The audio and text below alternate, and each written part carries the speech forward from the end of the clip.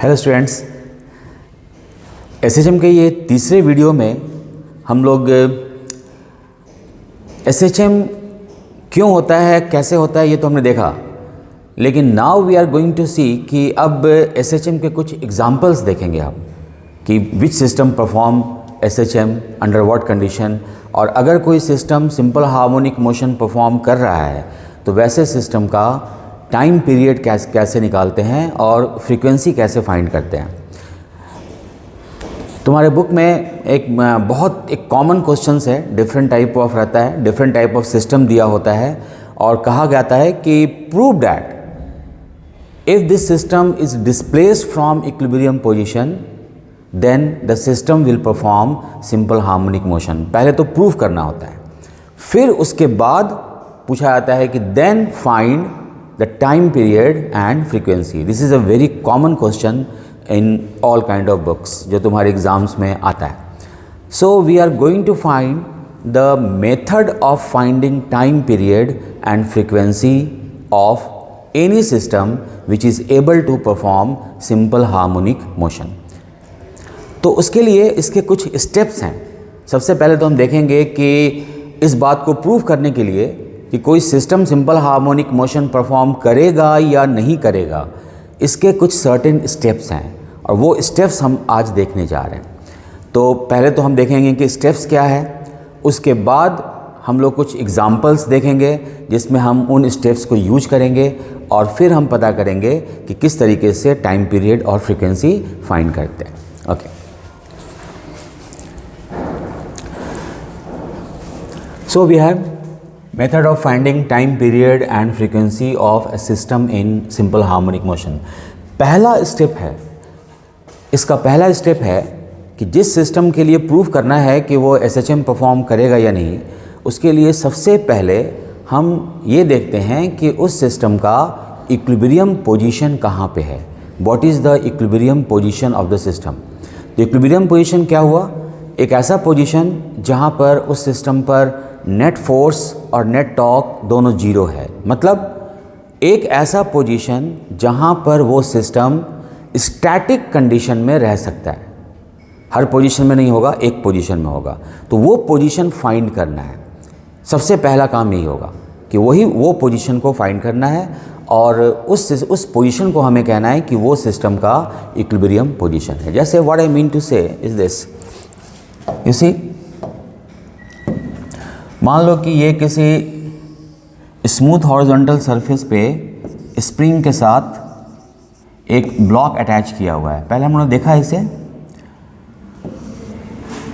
अब ये एक सिस्टम है, this is called spring block system. ये सिस्टम का इक्विलिब्रियम पोजीशन क्या होगा, मोस्ट ऑफ यू नो कि ये तब होगा जब ये स्प्रिंग न तो स्ट्रेस्ड है ना कंप्रेस्ड है, यानी स्प्रिंग अपने नॉर्मल नेचुरल पोजीशन में है। तो यहाँ पे जब स्प्रिंग नेचुरल पोजीशन पे है तो सिस्टम का ये इक्विलिब्रियम पोजीशन होगा।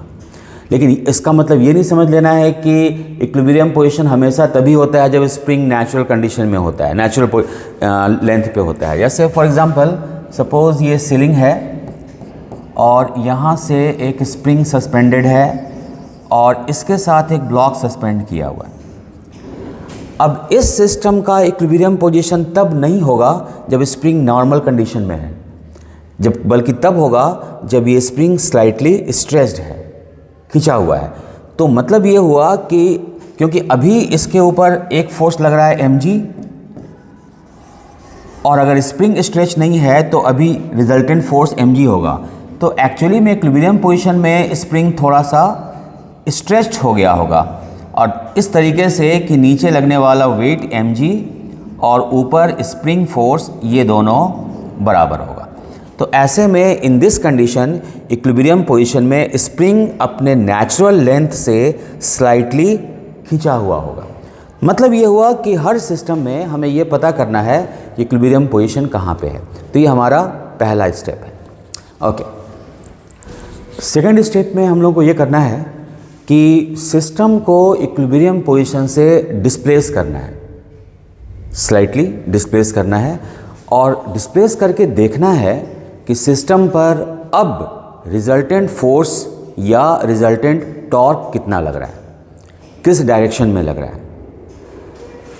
अगर डिस्प्लेसमेंट लीनियर है तो फिर हम लोग रिजल्टेंट फोर्स कैलकुलेट करेंगे, और अगर डिस्प्लेसमेंट एंगुलर है तो हम लोग टॉर्क कैलकुलेट करेंगे. That is written, displace the system from equilibrium position and find resultant force if displacement is linear and find resultant torque if displacement is angular. ठीक है. अब यहाँ पे कंडीशन क्या है कि अगर लीनियर डिस्प्लेसमेंट होता है तो direction of force must be opposite to the direction of displacement. यानी डिस्प्लेसमेंट अगर दाईं ओर हुआ है तो रिजल्टेंट फोर्स हमेशा बाईं ओर लगनी चाहिए. अगर डिस्प्लेसमेंट बाईं ओर हुआ है तो रिजल्टेंट फोर्स हमेशा दाईं ओर लगनी चाहिए. अगर ऐसा नहीं हो रहा है मतलब है कि वो system simple harmonic motion perform नहीं करने वाला है. अगर हम लोग एंगुलर डिस्प्लेसमेंट कराते हैं तो अगर एंगुलर डिस्प्लेसमेंट क्लॉकवाइज है तो टॉर्क एंटी क्लॉकवाइज होना चाहिए, और अगर एंगुलर डिस्प्लेसमेंट एंटी क्लॉकवाइज है तो टॉर्क क्लॉकवाइज होना चाहिए. मतलब ये हुआ कि in both conditions the direction of force and torque should be opposite to direction of displacement और एंगुलर डिस्प्लेसमेंट. ठीक है. So we have direction of force और torque should be opposite to direction of displacement and angular displacement. ये second step है. In third step अगर linear displacement है तो हम लोग बॉडी का at a certain position acceleration find करते हैं, और अगर एंगुलर है तो एंगुलर एक्सेलरेशन फाइंड करते हैं. Right. So in the third step find acceleration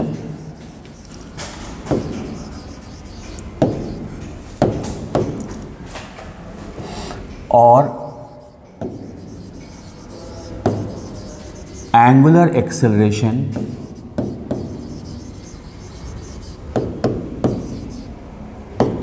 by using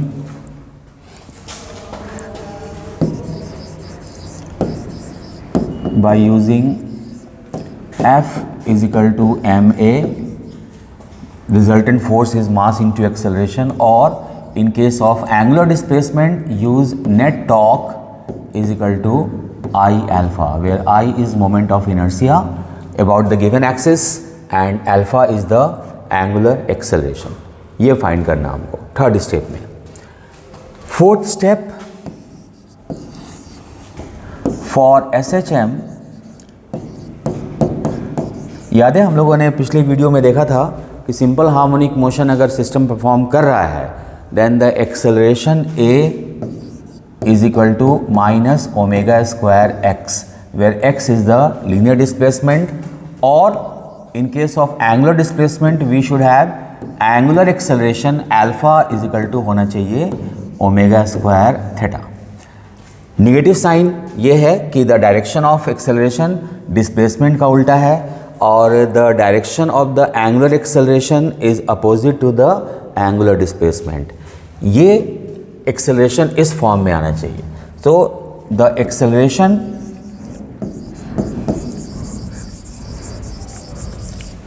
of the system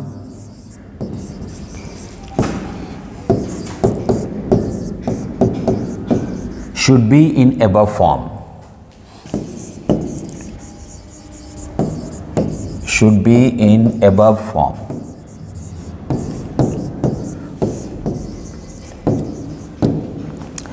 मतलब जब हम एक्सेलरेशन का एक्सप्रेशन फाइंड करेंगे तो वहाँ ओमेगा स्क्वायर नहीं आएगा, कुछ भी आएगा, एनी एक्सप्रेशन, लेकिन फॉर्म ये होना चाहिए कि साइन नेगेटिव होना चाहिए and a should be proportional to x, the acceleration should be directly proportional to x and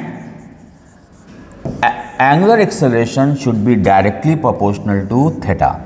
तो सिंपल हार्मोनिक मोशन परफॉर्म करने का जो मेन कंडीशन है वो यही है कि at any position acceleration should be directly proportional to displacement, sign negative होना चाहिए, and in the case of angular displacement angular acceleration should be directly proportional to angular displacement.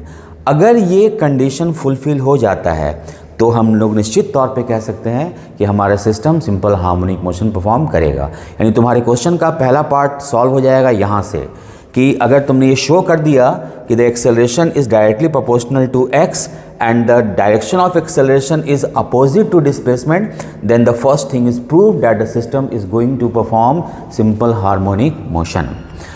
उसके बाद बारी आती है कि ये पता करने के बाद हम लोग टाइम पीरियड और फ्रीक्वेंसी कैसे निकालेंगे।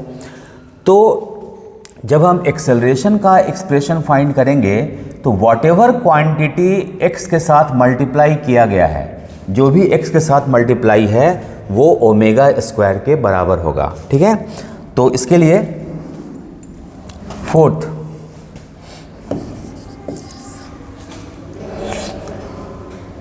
The quantity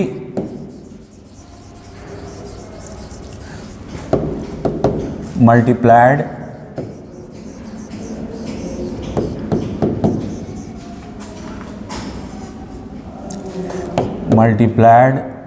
with x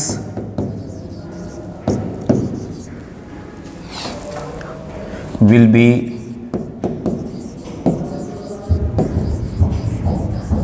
equal to omega square. In that way also अब हमें पता है कि omega is equal to 2 pi by T होता है and omega is also equal to 2 pi multiplied by frequency.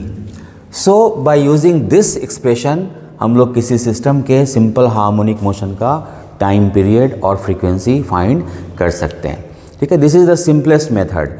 ये जो मेथड है ये सिंपल सिस्टम में अप्लाई होता है। हम बताएंगे आगे कि अगर सिस्टम थोड़ा कॉम्प्लिकेटेड है, जैसे अगर 2 बॉडी अटैच्ड है या 2 बॉडी ऑसिलेट कर रहा है या सिस्टम का डायनेमिक्स थोड़ा सा कॉम्प्लिकेटेड है, तो ये वाला जो मेथड है वो कई बार काम नहीं आता है, क्योंकि डायरेक्टली रिजल्टेंट फोर्स कैलकुलेट करके डिस्प्लेस करा करके फिर एक्सेलरेशन फाइंड करना थोड़ा मुश्किल होता है। So the using Newton's law in that case वो डिफ़िकल्ट है, लेकिन उसका एक अलग तरीका है, वो भी हम बताएंगे तुमको आगे। लेकिन फ़िलहाल जो सिंपल सिस्टम्स है उसके लिए ये मेथड फुल प्रूफ है और इससे हम बड़े आसानी से टाइम पीरियड और फ्रीक्वेंसी फाइंड कर सकते हैं।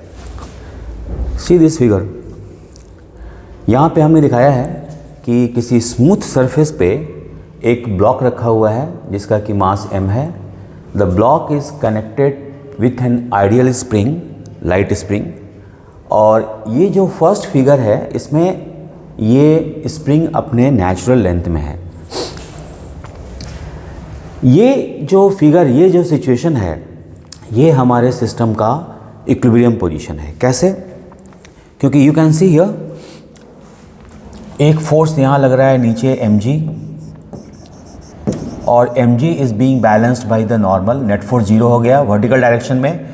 स्प्रिंग अनस्ट्रेस्ड है तो हॉरिजॉन्टल डायरेक्शन में भी कोई फोर्स नहीं है, यानी ये एक ऐसा पोजीशन है जहाँ net force on the block is 0। लेकिन इस सेकंड फिगर में हमने इस ब्लॉक को अपने इक्विलिब्रियम पोजीशन O से x डिस्टेंस डिस्प्लेस किया है। अगर हम ब्लॉक को यहाँ ले आएंगे तो ये स्प्रिंग स्ट्रेच्ड हो जाएगा, x लेंथ स्ट्रेच होगा, and in that case the resultant force will not be 0 but resultant force अब इधर लगेगा in this direction F। First of all you can see कि direction of force is opposite to direction of displacement. पहला शर्त तो हमारा पूरा हो गया। अब हमको देखना यह है कि एक्सेलरेशन क्या है। तो इसके लिए नेट फोर्स हमें पता है कि from we know that spring force F equal to होता है -kx। अब हम लोग यहाँ से पता करेंगे कि इस ब्लॉक का एक्सेलरेशन क्या है। Suppose at this position the acceleration of the block is a, then from Newton's second law we have mF is equal to ma is -kx, implies acceleration a is -k by m multiplied by x. So we found the acceleration. अब देखो यहाँ acceleration के expression में x है, x के ऊपर power 1 है, means acceleration is directly proportional to x sign negative है। यहीं से ये प्रूफ हो जाता है कि हमारा ये सिस्टम अगर डिस्प्लेस कर कर छोड़ दिया जाए तो ये सिंपल हार्मोनिक मोशन परफॉर्म करेगा। अब इसका हम टाइम पीरियड या फ्रीक्वेंसी कैसे निकालेंगे? तो अभी हमने बताया था कि एसएचएम में एक्सेलरेशन ए बराबर होता है, जनरल फॉर्मूला है -ω²x। अगर हम इन दोनों को कंपेयर करें तो क्लियरली दिखाई दे रहा है कि हमारे इस सिस्टम में ω² के जगह पर k/m है। तो हम सब्स्टिट्यूट कर लिख सकते हैं ω² k/m, और हम लिख सकते हैं ω √k/m. Now omega is what? If the time period of oscillation is t, then omega is equal to 2π/t होता है. So you can write 2π/t is equal to √k/m, and from here you can easily find that t will be equal to 2π √m/k. So for a spring block system, the period of oscillation will be given by the formula. The period of oscillation is 2π √m/k. You can see इस equation formula को हम यहाँ लिख देते हैं फिर से, t is equal to 2π √m/k. What we see that the period of oscillation is 2π √m/k. अब चीज़ें क्या ध्यान देना है, बड़ा इंटरेस्टिंग है ये क्या कि सिंपल हार्मोनिक मोशन में जो पीरियड ऑफ ऑसिलेशन है वो एम्पलीट्यूड पर डिपेंड नहीं कर रहा है। मतलब ये है कि इस ब्लॉक को अगर हम 10 सेंटीमीटर खींच के छोड़ेंगे तो पीरियड ऑफ ऑसिलेशन जितना होगा उतना ही होगा अगर इस ब्लॉक को हम 15 सेंटीमीटर खींच के छोड़ते हैं। यानी एम्पलीट्यूड चाहे 5 सेंटीमीटर हो, 10 सेंटीमीटर हो, 15 सेंटीमीटर हो, the energy will depend on amplitude, but the frequency and the time period does not depend on the amplitude of oscillation. ये बात ध्यान रखना है।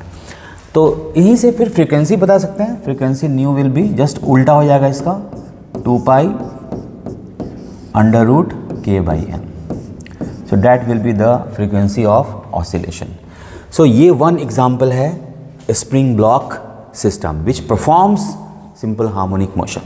अब हम एक example देखेंगे जहाँ पे motion linear नहीं होता बल्कि angular होता वो भी SHM है, लेकिन वहाँ पर angular displacement होता है, linear displacement नहीं होता। उसका एक बड़ा most common example है simple pendulum. Let's see. You see, this is simple pendulum. So what is simple pendulum? First of all इसको समझें।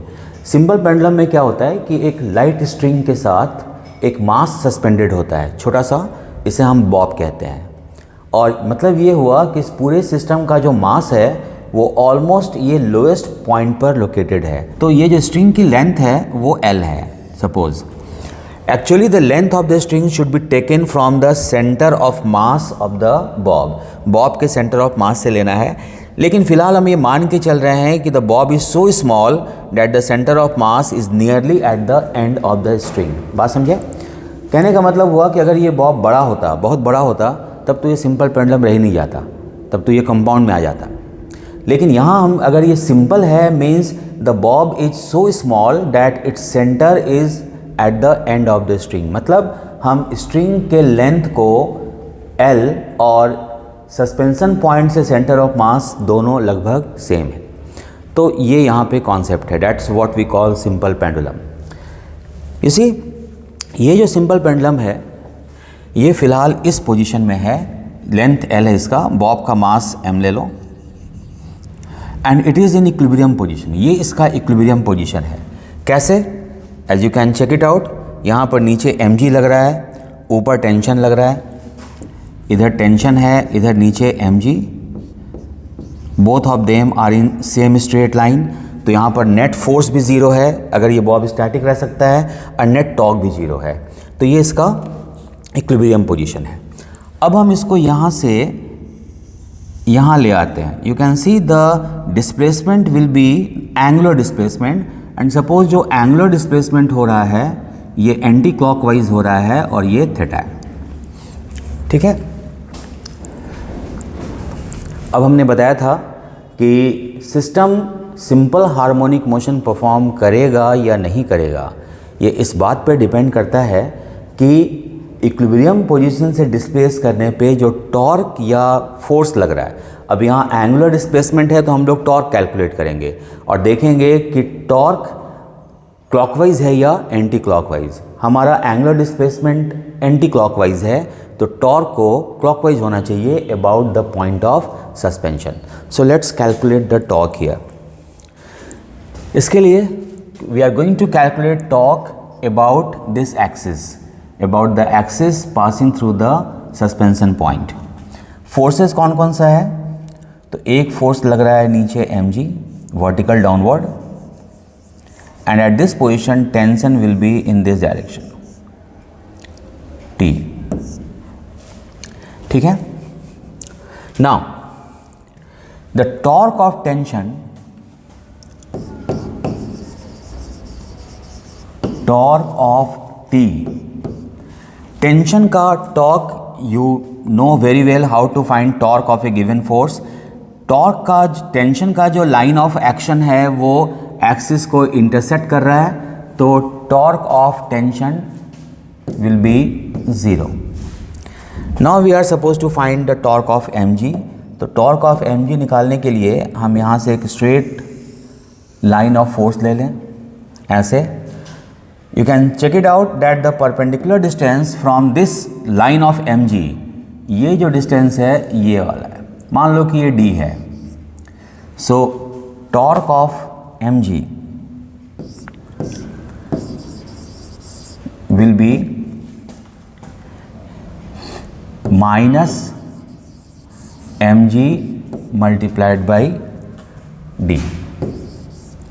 Why I have given the negative sign here? अब तुरंत हम देख लें, हमने एंगुलर डिस्प्लेसमेंट किया है एंटी क्लॉकवाइज, लेकिन mg का जो टॉर्क अप्लाई हो रहा है ये टॉर्क क्लॉकवाइज है, तो डायरेक्शन ऑफ टॉर्क क्लियरली दिख रहा है कि एंगुलर डिस्प्लेसमेंट के अपोजिट है। Now let's find the value of d। You can see from this right angle triangle d by l, this is l, d by l we have, यहाँ हमने साफ दिखाई दे रहा है कि d by l is sine theta, implies d is equal to l sin theta, and therefore the torque of about the point O will be minus mg L sin theta. अब हमने बताया था कि हमें पता करना है कि इस पोजीशन पे हमारे सिस्टम का एंगुलर एक्सेलरेशन क्या होगा। तो एंगुलर एक्सेलरेशन निकालने के लिए हम ये फॉर्मूला यूज करते हैं, tau is equal to I alpha. So for that, first of all, find what is the moment of inertia of this pendulum about this axis। अब जैसा हमने बताया कि about this axis, you see this is simple pendulum। अगर ये बड़ा sphere होता तो फिर ये लागू, ये अप्लाई नहीं होता, but we are taking it as a point mass. तो अगर ये एक्सिस है, स्ट्रिंग मासलेस है, तो मास सिर्फ यहाँ पर है, ऐसे में मोमेंट ऑफ इनर्शिया हो जाएगा I is equal to ml square. Okay, so now find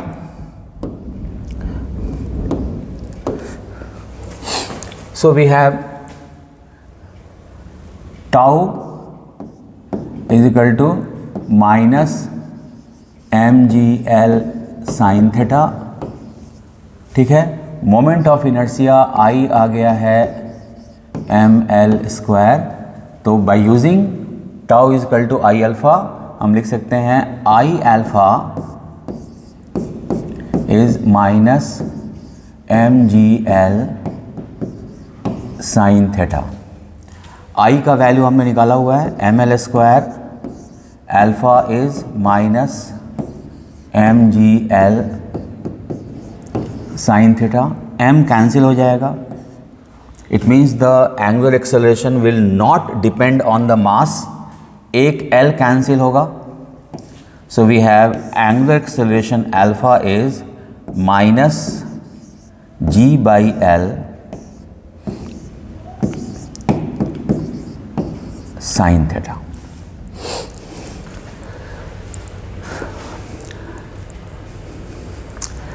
कोई एक सिस्टम सिंपल हार्मोनिक मोशन तब परफॉर्म करता है जब हमने बताया है कि the angular acceleration should be directly proportional to theta. But we see here with certain disappointment that in this case, simple harmonic के केस में, ये पेंडुलम के केस में, अल्फा एंगुलर एक्सेलरेशन थीटा के डायरेक्टली प्रोपोर्शनल नहीं है, बल्कि it is proportional to sine theta. इसका मतलब ये हुआ कि ये system simple harmonic motion perform नहीं कर रहा है. Confused? You will say then आपने ये एग्जांपल दिया क्यों है? Right, let me explain. Actually you must be knowing कि अगर थीटा रेडियन में है तो साइन थीटा का एक्सपेंशन आपने पढ़ा होगा मैथमेटिक्स में, that sin theta is given by theta minus theta cube by factorial 3 plus theta to the power 5 by factorial 5 and so on. You see, अगर एक पर्टिकुलर केस ले लें, क्या अगर हम ये केस ले लें कि if the angular amplitude theta is very very small, यानी इफ थीटा का वैल्यू एक से छोटा ही नहीं है बल्कि बहुत छोटा है, तो अगर थीटा का वैल्यू रेडियन में है और एक से बहुत छोटा है तो हायर पावर्स जो होंगे वो और भी बहुत छोटे हो जाएंगे. और अगर ये सारे क्वांटिटी एक्सट्रीमली स्मॉल हो गए देन हायर पावर को हम नेग्लेक्ट कर सकते हैं. In that case,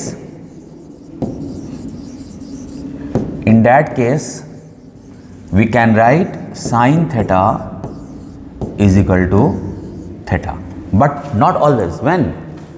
जब थीटा का वैल्यू काफ़ी छोटा है. इसका मतलब ये हुआ कि सिंपल पेंडुलम हमेशा सिंपल हार्मोनिक मोशन परफॉर्म नहीं करता है. कब करता है? वो तभी करेगा जब एंगुलर एम्पलीट्यूड काफ़ी छोटा हो. It should be very small. इसमें क्या है कि अगर हम इस बॉब को उठा करके यहाँ से छोड़ें, if it is swinging like this, तो इसका एंगुलर एम्पलीट्यूड काफ़ी ज़्यादा हो गया. यहाँ पे साइन थीटा के वैल्यू को हम थीटा के बराबर नहीं कह सकते. तो पेंडुलम ऑसिलेट तो कर रहा है, ऑसिलेशन में होगा, कोई डाउट नहीं है, लेकिन सिंपल हार्मोनिक नहीं होगा. और नहीं होगा तो सिंपल हार्मोनिक वाला जितना भी फॉर्मूला है हम उस केस में यूज़ नहीं कर सकते हैं. तो सिंपल हार्मोनिक में कब होगा? सिंपल हार्मोनिक में तब होगा जब इस बॉब को हमने यहाँ से पकड़ा है और इसको बहुत ही छोटे से हल्के डिस्प्लेसमेंट में किया जाए. इस फिगर में भी ये डिस्प्लेसमेंट थोड़ा ज़्यादा ही दिख रहा है.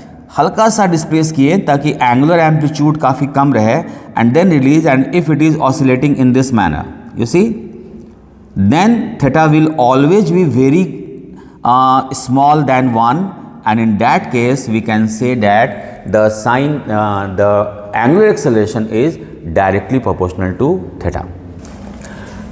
In that case now we can write, अब हम लिख सकते हैं अगर ये कंडीशन फुलफिल हो रहा है तो g is equal to alpha is equal to minus g by l multiplied by theta.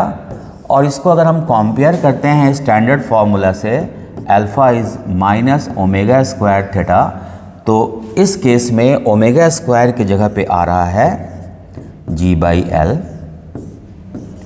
यानी कि एंगुलर फ्रीक्वेंसी ओमेगा हो जाएगा under root g by l. Omega होता है 2 pi by T, 2 pi by T हो जाएगा under root g by l. And finally we can write the period of oscillation t is equal to 2 pi root L/g.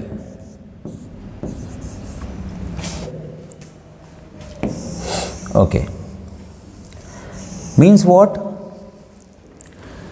एक simple pendulum, अब हम लोगों ने दो इंपॉर्टेंट बात सीखी यहाँ पर। पहला तो ये है कि simple pendulum simple harmonic motion तब परफॉर्म करता है जब एंगुलर एम्पलीट्यूड कम हो, बहुत ही कम हो। और दूसरा ये कि सिंपल पेंडुलम का जो पीरियड ऑफ ऑसिलेशन है वो दो बातों पर डिपेंड कर रहा है। एक तो पेंडुलम का लेंथ कितना है, लेंथ जितना बड़ा होगा, मास पे डिपेंड नहीं कर रहा, बॉब का मास क्या है, ज़्यादा है कम है कोई दिक्कत नहीं है, डिपेंड कर रहा है लेंथ पे। लेंथ जितना लंबा होगा टाइम पीरियड उतना ही स्लो होगा।